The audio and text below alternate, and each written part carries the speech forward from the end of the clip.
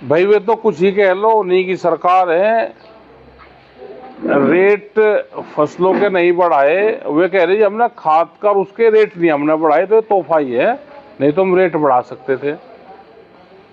तो ये चीजें आई है, इसमें क्या कितनी सच्चाई है, इसकी क्या है, तो इसकी जानकारी जरूर लेंगे। और खाद्यों बजट का भी प्रावधान किया गया, कई सौ करोड़ रुपए जो है बजट में प्रावधान किए गए कि किसान फसल जो योजना है उसको 2 साल फसल बीमा योजना वाली, वो तो हमने डिमांड करी है कि किसान के खेत को इकाई मानना जाए उसमें। और जो अब पैरामीटर है, जब फसल नुकसान होती है तो पूरा गलत है, किसान को लाभ नहीं उसका हो पा रहा। भाई किसान की फसल नुकसान हो रही तो देगा कौन उसका? उसको देगी बीमा कंपनी। बीमा कंपनी का पता नहीं कहीं पे भी कि कहाँ बीमा कंपनी के ऑफिस है, कहाँ उनके अधिकारी बैठते हैं। तो उस टाइम पे भी डिमांड ये हुई थी कि डिस्ट्रिक्ट हेडक्वार्टर पे इनके ऑफिस होने चाहिए।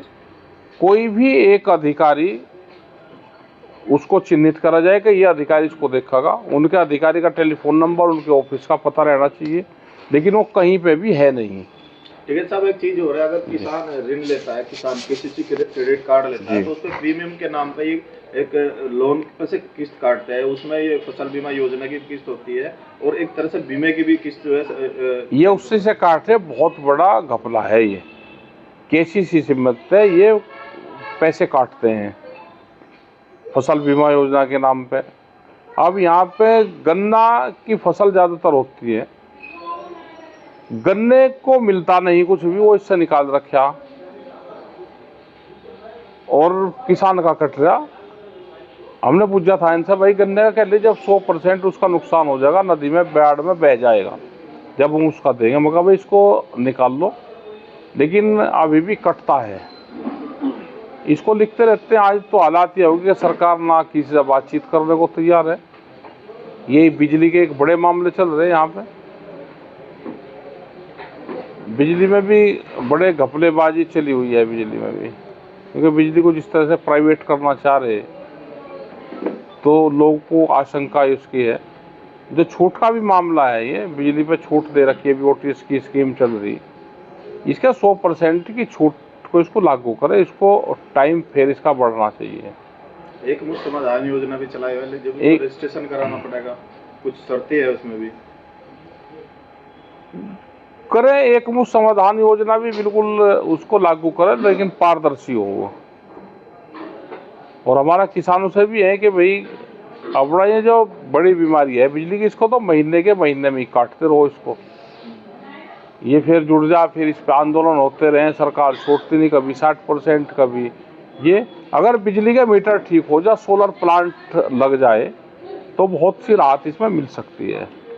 इसमें सरकार बैठ के बातचीत करे इसमें कि कैसे इसकी पॉलिसी बने। एक चीज और देखी गई, फसल बीमा योजना के नाम पे कुछ, जैसे पिछली बार बाढ़ आ गई थी, चावल क्षेत्र में ओलावृष्टि हो गई थी, तो 10-100 रुपए तक के चेक दिए गए। उसमें तो मिला ही कुछ नहीं। जो नदियों में बाढ़ आई थी पिछली बार, ये जैसे हिंडन है, यमुना है, तो कई नदियां थी जिसमें बाढ़ आई और बड़ी खतरनाक थी वो। जो उसका पानी भी था, केमिकल उसमें मिक्स था पानी में। वो चाहे गंगा के खद्दर का मामला हो, तो पूरी फसलों को गलाया था उसने उस टाइम पे, लेकिन लाभ किसानों को मिला नहीं था उसका। यह फसल बीमा योजना है, इसका लाभ किसे हो रहा? सरकार के अधिकारी लाभ हो रहा है इसका कंपनियों को, बैंक वालों को। ये दोनों मिल गए, बैंक और कंपनी मिल गई, और देना है नहीं किसानों के, उससे कट जाता है। सरकार को भी लूटते हैं ये, किसानों को भी लूटते हैं। बड़ा घपला है इसमें। आज तक कोई ऐसा हुआ कि फसल बीमा योजना के तहत किसान की जो फसल में नुकसान हुआ उसको कोई मिला है मुआवजा? मुआवजा पूरा तो किसी को नहीं मिलता, थोड़ा बहुत ये दे देते हैं, क्योंकि उसको किसान की खेत का इकाई नहीं मानते। उसका पूरा जो नगर पंचायत है, उसको बड़ा क्षेत्र उसको मानते हैं। जो गांव पंचायत होती है उसको मानने, और एक जगह नुकसान ज़्यादा हो गया और पूरे क्षेत्र में कुछ में हो गया, तो उसको फिर उसमें बांटते हैं ये। जब तक किसान के खेत को इकाई नहीं मानना जाएगा, ये इसमें चेंजिंग करना पड़ेगा। जिसका जितना नुकसान उसका उतनी भरपाई।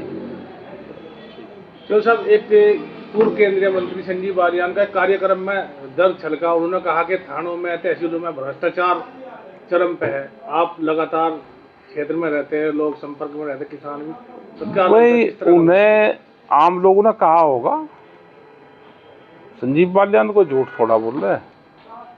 जो बात उन्होंने कही होगी उसमें सत्यता होगी कहीं ना कहीं।